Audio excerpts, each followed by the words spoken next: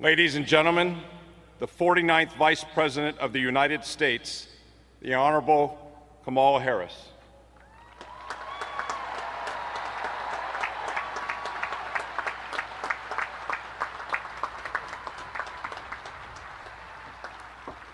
Good morning. Good morning. Acting Secretary Thomas Harker, General David Berger, Admiral Mike Gilday. Looking out at these midshipmen, I know we are all filled with pride. Vice Admiral Sean Buck, Captain T.R. Buchanan, faculty and staff, thank you for educating such a fine crew. Alumni, thank you for the support you have shown over these years to this great institution. And to my military aide, Lieutenant Colonel Frank Macniak, who graduated in 2004, I am very proud to have you with me here today. Family and friends of these graduates, thank you for the sacrifices you have already made and will make. And I also want to acknowledge Kim and John Johnson. Your son was taken far too soon, and I promise you that he will not be forgotten. And finally, to the class of 2021, congratulations. Congratulations.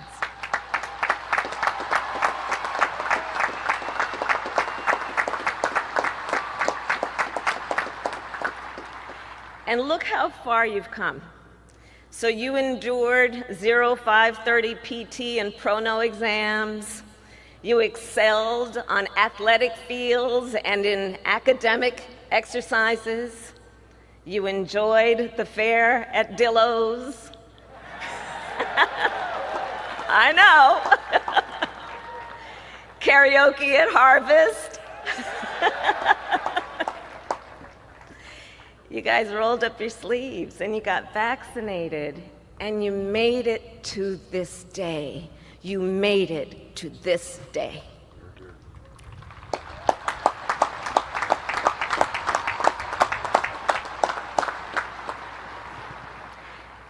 And this day that is not only a commencement, this day that is a commissioning. And in a few minutes, you will take an oath. And it's actually the same oath I took as Vice President.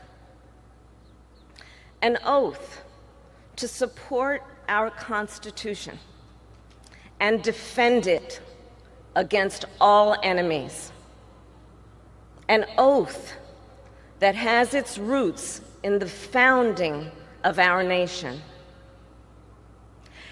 And no matter what changes in our world, the charge in this oath is constant. Remember that as you walk out into the world, because the world you all are walking into is rapidly changing. In fact, we are at a significant turning point. Just look at the last several months, and you know what I'm talking about. And look at several moments in our nation's history for perspective. Think about it. There was the world before the stock market crashed in 1929, and the world after. The world before the attack on Pearl Harbor in 1941, and the world after. The world before the Civil Rights Act in 1964, and the world after. The world before the Berlin Wall fell in 1989, and the world after. At some of these critical moments, our nation was compelled to take a hard look at both our priorities and our preparedness. And another turning point was September 11th, 20 years ago this year, when airplanes hit the Twin Towers and our Pentagon, when Flight 93 crashed in Pennsylvania. That day shaped your entire life, and it shaped our entire nation. It tested our systems, our structures, our very standing in the world. Well, midshipmen, we are now entering the next era. A new age, a new epoch with its own tests, with its own challenges, and with its own opportunities. The global pandemic, you see, of course, has accelerated what was happening before, and it has accelerated our world into a new era. It has forever impacted our world. It has forever influenced our perspective. And if we weren't clear before, we know now, our world is interconnected. Our world is interdependent. And our world is fragile. Just think, a deadly pandemic can spread throughout the globe in just a matter of months. A gang of hackers can disrupt the fuel supply of a whole seaboard. One country's carbon emissions can threaten the sustainability of the whole Earth. This, midshipmen, is the era we are in, and it is unlike any era that came before. So the challenge now, the challenge before us now, is how to mount a modern defense to these modern threats. So let me share with you, for example, a personal experience. A few years ago, when I was in the United States Senate, I visited the USS Scranton. It was outside of San Diego, California. And at the time, I was also a member of the Senate Intelligence Committee. So when I was aboard the vessel, I asked the officers, I said, hey, tell me, what does it take to protect such a valuable asset against cyber attacks? And they told me, you know, it's pretty simple. Equipment and experts. Well, the way I see it, midshipmen, you are those experts. On the issue of cybersecurity, foreign adversaries have their sights set on our military technology, our intellectual property, our elections, our critical infrastructure. The ransomware attack by criminal hackers earlier this month, well, that was a warning shot. In fact, there have been many warning shots. So we must defend our nation against these threats. And at the same time, we must make advances in things that you've been learning. Things like quantum computing and artificial intelligence and robotics, and things that will put our nation at a strategic advantage. And you will be the ones to do it. You will be the ones to do it because the United States military is the best, the bravest, and the most brilliant.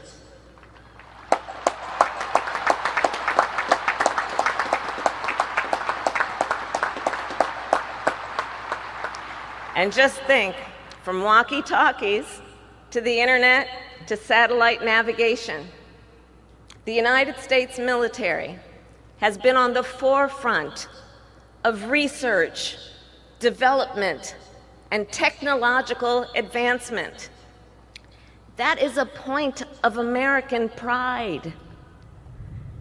And as I look out at all of you, I know you will build on that leadership. And then, of course, there is climate change, which is a very real threat to our national security. And I look at you, and I know you are among the experts who will navigate and mitigate this threat.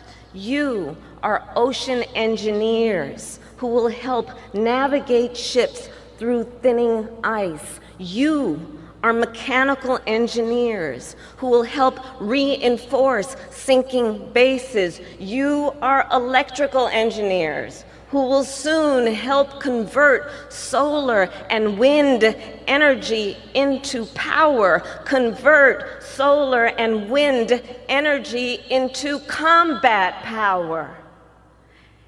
And just ask any Marine today, would she rather carry 20 pounds of batteries or a rolled up solar panel? And I am positive she will tell you a solar panel, and so would he.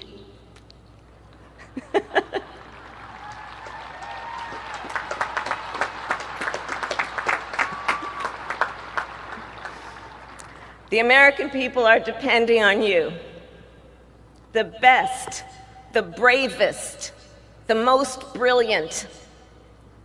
We saw this during COVID-19 when Americans watched how members of our military helped vaccinate our nation.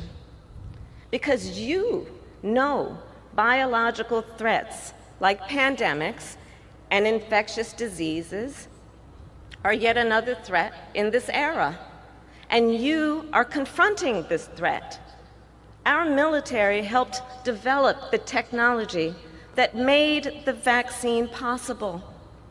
Naval researchers also figured out how to use 3D knitting machines to make masks. Naval labs monitored the spread of the disease, and the Marine Corps and the Navy are leading on making the connection between the pandemic and medical readiness of our fighting forces for the future. Class of 2021, you are prepared for all of this. You are prepared for any threat, and you are prepared for this new era.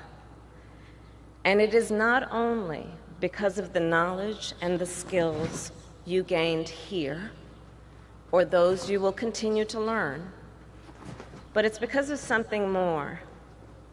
It's because of who each of you is. It is because of who collectively you are. So as I conclude today, that's what I want to talk about. I want to talk about you. As Vice President, I've come to know the United States Navy quite well. Every day, in fact, I'm surrounded by sailors and Marines, and your tradition and your history. And I mean that literally. So I often travel on Marine 2. In fact, that's how I arrived today. My residence is on the grounds of the United States Naval Observatory. My West Wing office features a desk built by Seabees from timbers of the USS Constitution. My ceremonial office was once occupied by the Secretary of the Navy.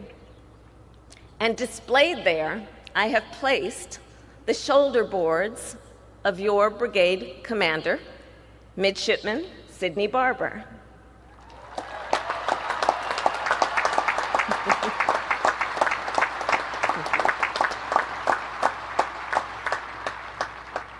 And so here's what I know. Midshipman, you are tireless. You are ambitious. You are a fierce fighting force. You are idealists in the truest sense. You are the embodiment of American aspiration. So hold on to that. Because in your career, you may witness some of the worst of humanity. But promise that you will never forget the best of who we are. That you will never forget the ideals you stand for: duty, honor, loyalty. Fight for those ideals and fight for our democracy. And remember, our Constitution is not only something to defend, it is a guide. It is a guide for your service. It begins with 3 simple words: we the people. Not I, we. Our nation was designed to be a team sport, and we are in this together. So, finally, I'll just share with you, on my way to the stadium this morning, I stopped by the cemetery to pay my respects to my dear former colleague, a great and courageous American, Senator John McCain. And yes.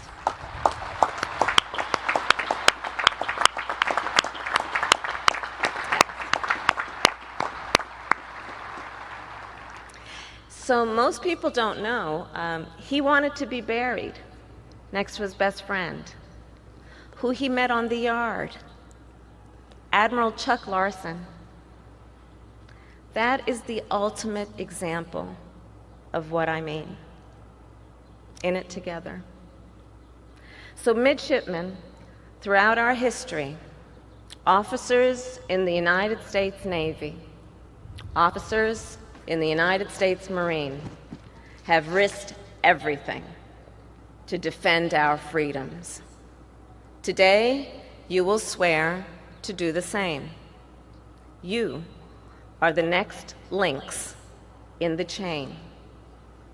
And so, midshipmen, when you stand to take the oath, I want you to know that as we embark on this new era, President Joe Biden and I, our entire nation, have great faith in you, and we are proud of you.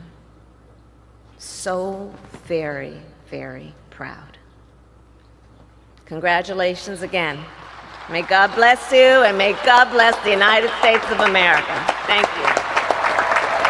Again, everybody, that was Vice President Kamala Harris making history today by being the first woman to deliver the commencement speech in the Naval Academy's 175